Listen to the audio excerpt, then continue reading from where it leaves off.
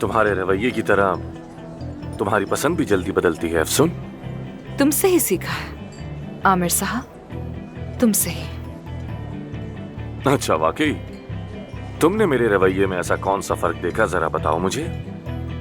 एक दिन तुम प्यार से बात करते हो और अगले ही दिन तुम्हारा दिल और रवैया ऐसा हो जाता है जैसे तुम पत्थर के बने हो, मुझे जानते ही नहीं। ऐसे रंग बदलते हो तुम आमिर।